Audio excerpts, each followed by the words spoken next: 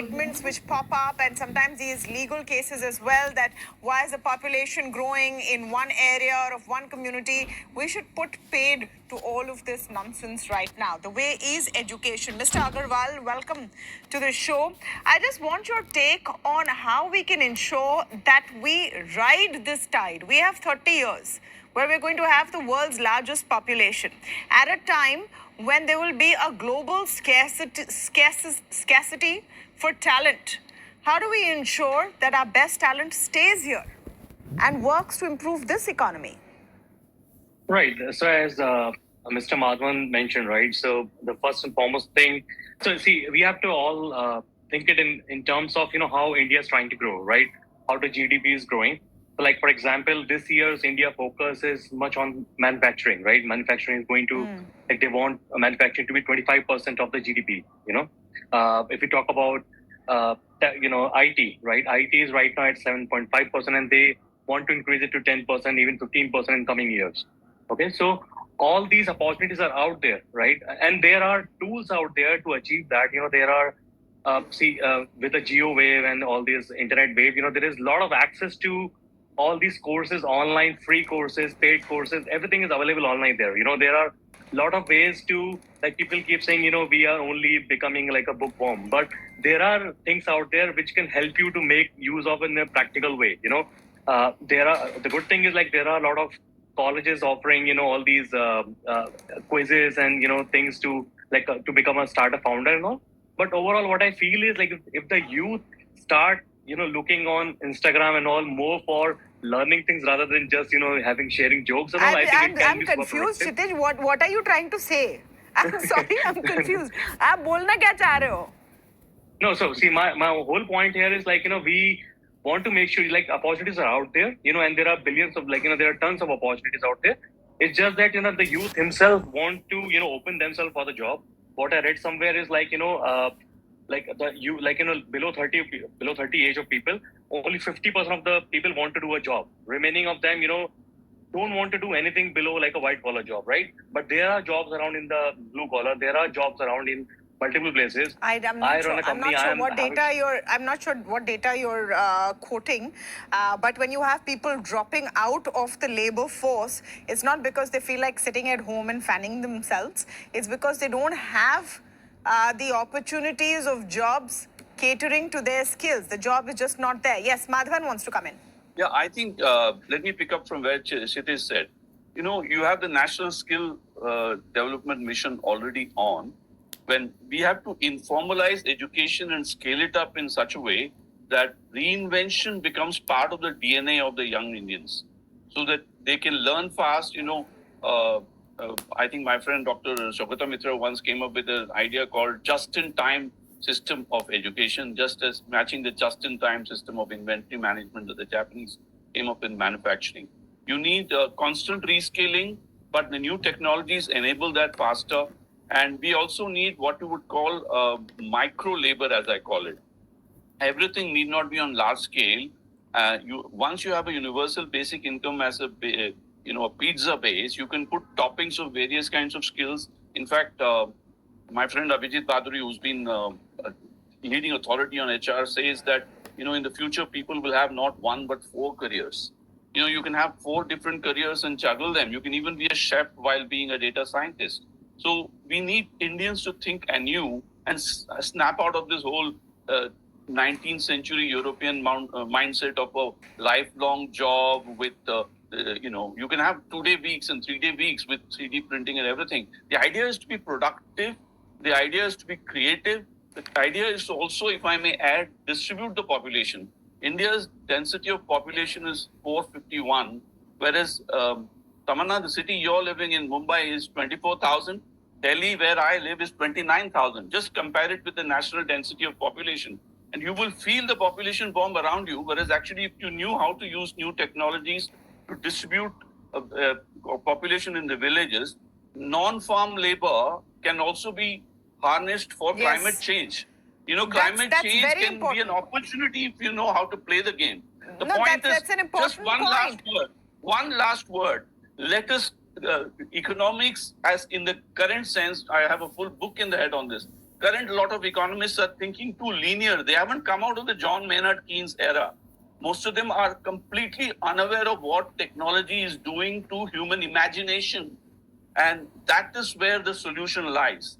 Think out of the box. I think the point of resources, I just want to drill down a bit on that. Ms. Putreja, let me come to you on that. We already have cities bursting at the seams. You have water scarcity. You have a lot of issues as far as resources go. These are going to increase as your population increases as well. Your access to energy, your access to food. What is the plan there? Absolutely. We need to make this is an opportunity, as I said earlier, and it's also an opportunity to make a plan. We have both pull factors and push factors why people migrate to cities. We need to invest in jobs and not temporary construction jobs and Narega only in the villages. And India has for many decades neglected the fact that we have a lot of skills in the village. I'm referring to handicrafts and people. We have hundreds of amazing skills in China with 10, 15 skills has captured the global market. And the kind of design, import and production and innovation we are seeing in India in the craft sector, we can absolutely invest in at the village level. We also, post-COVID, gone is the time when people had to be in a city to do a certain job. There are many jobs that can be done sitting in your home, whether it's a small town or, of course, if connectivity is available. Third, people will need to do multiple jobs, as was said earlier. And I'm sorry, it's not the European mindset. In America, Europe, you see people doing multiple jobs. And that kind of creative energy has to come out. Third, it was mentioned that people don't want to do white-collar jobs or blue-collar jobs. It's because there isn't dignity of labor. There isn't whether it is domestic labor workers or it is workers in the factories, we pay them very little and we don't treat them with dignity. I think it's time that the rich began to, especially those industries that are doing well, began to pay better wages and give social security to their staff. You have a huge supply. You have a huge supply and a lower demand. That is also what is, impacting wage rates. Rituparna, please come in on this.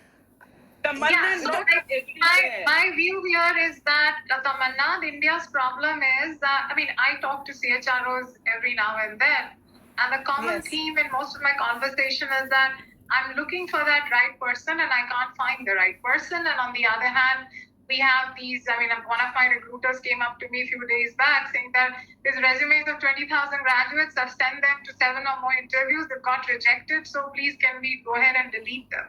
So that is India's reality, Tabanna. So I personally believe that wages can't be dictated. Wages will automatically go up when we focus on making our kids, our youth, employable in a systematic manner.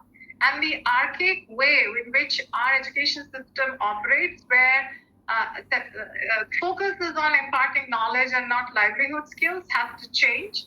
90% as per the National Occupation Code data, 90% of our youth comes out with knowledge and zero skills, but 90% of the jobs that we have in hand require skills and little or no knowledge.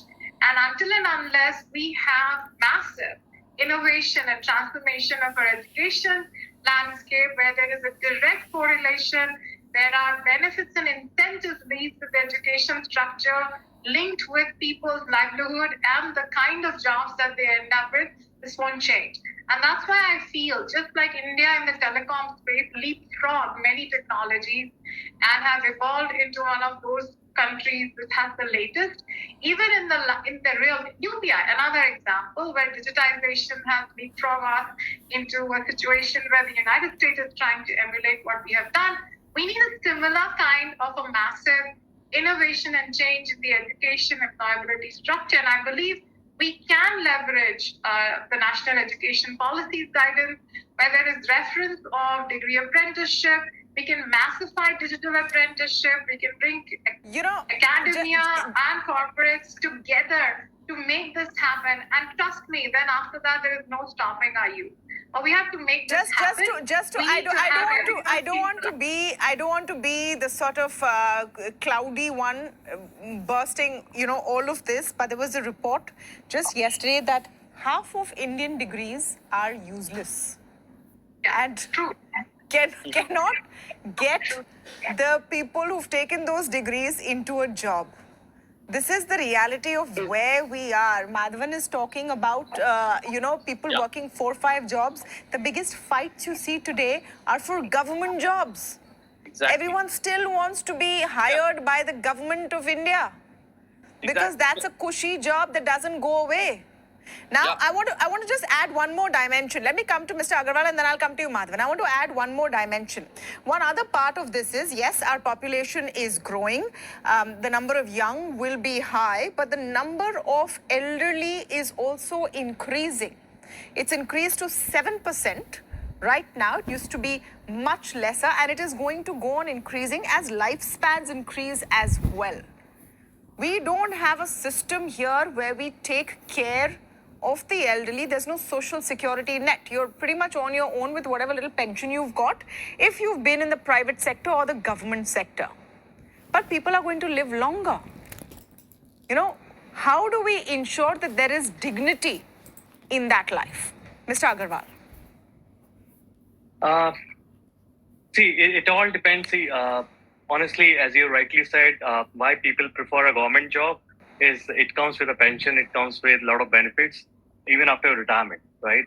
If you are a businessman or if you are an entrepreneur, I'm sure you have done enough for you. You have, created those FDs and mutual funds and all those, different things to take care of your retirement, right? But if you are like an employee, right? If you have those things, I think it's and this has already been happening in US, right? Where I think there is a recent report which has studies like, you cannot retire in US, right? You have to work.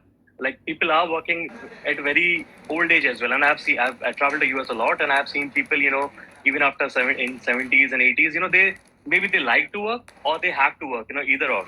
But overall, these kind of things are there. So what I feel is here, one of the most important thing is everyone has to, and I'm talking about this current generation, which will eventually reach to that age group, right?